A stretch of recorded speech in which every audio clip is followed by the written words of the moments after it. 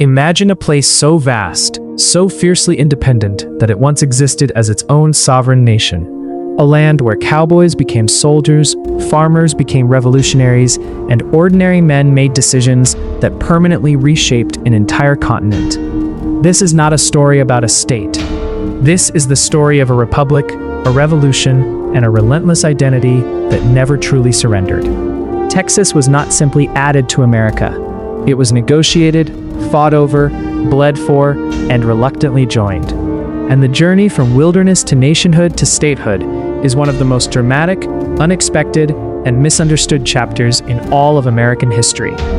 Long before Texas had a name that anyone outside the continent recognized, this land belonged to people who had called it home for thousands of years. The Comanche dominated the vast southern plains with extraordinary skill and ferocity.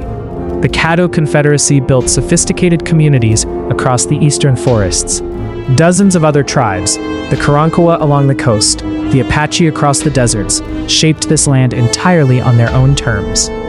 Then in 1519, Spanish explorer Alonso Alvarez de Pineda sailed along the Gulf coastline, and Europe's hunger for new territory turned its eyes toward this enormous, untamed region. Spain wanted Texas primarily as a buffer zone, a protective barrier between its wealthy Mexican colonies and the growing ambitions of other European powers pushing westward from the north and east. Spain built missions and military outposts called presidios across Texas throughout the 1600s and 1700s, attempting to colonize land that resisted every effort to be tamed. These missions converted some native populations, but often created violent conflict and devastating disease. By the early 1800s, Spain's grip on its American territories had begun to weaken dramatically. In 1821, after more than a decade of brutal warfare, Mexico finally won its independence from Spain. Texas, known then as Tejas, became part of this bold new nation. But Mexico had a serious problem. Its northern frontier was enormous, nearly empty, and completely vulnerable. Mexico made a calculated gamble. It would invite American settlers into Texas, offering them cheap land and economic opportunity in exchange for loyalty to the Mexican government. The man who became the architect of this migration was Stephen F. Austin. Beginning in the early 1820s, Austin brought thousands of Anglo-American families into Texas, establishing colonies, building communities, and transforming the demographics of the region at breathtaking speed. By 1830, Americans in Texas outnumbered Mexican citizens there by almost 4-1. Mexico began to realize its strategy had created something far more dangerous than an empty frontier. The Mexican government responded by tightening control. New laws in 1830 banned further American immigration, increased taxes, and restricted the settlers' ability to govern themselves. What had begun as an economic opportunity was rapidly becoming a political powder keg. Tensions escalated through the early 1830s as settlers organized, protested, and petitioned. When the charismatic and ruthless General Antonio López de Santa Anna seized power in Mexico and dismantled the constitution that had given states limited self-governance, the breaking point finally arrived. On October 2, 1835, a small confrontation near the town of Gonzales over a single cannon sparked the Texas Revolution.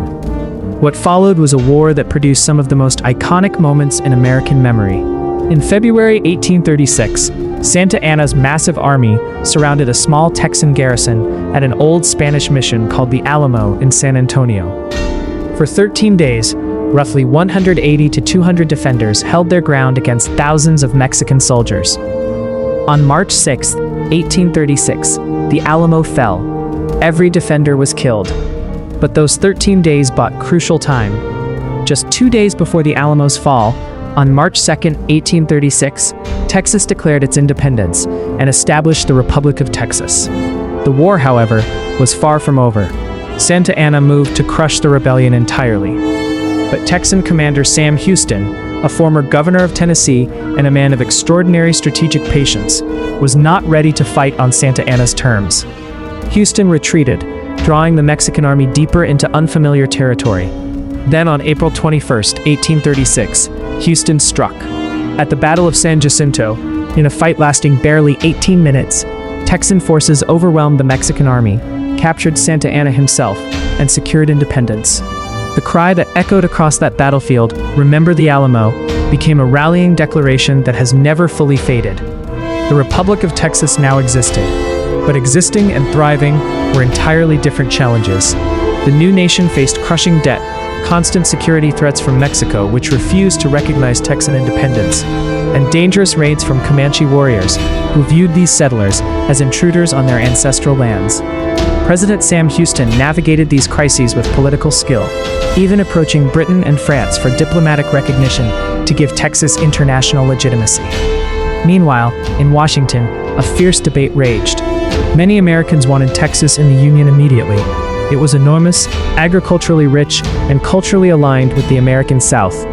But opponents feared that annexing Texas would provoke war with Mexico and dramatically expand slave territory, deepening America's most dangerous political fault line. For nearly a decade, Texas remained a nation in limbo. Finally, on December 29, 1845, Texas was officially admitted into the United States as the 28th state. The consequences were immediate and enormous. Within months, the Mexican-American War began, a conflict that ultimately handed America nearly half of Mexico's territory, stretching the nation all the way to California. Texas had not just joined America, it had triggered America's final continental expansion.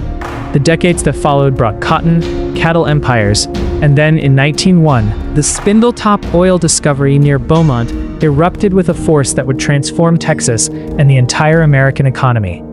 Oil made Texas not just wealthy, but powerful in ways that permanently shaped modern American political and economic life. Today, Texas carries that entire extraordinary history in its identity. Its flag flies at the same height as the American flag, a tradition unlike any other state.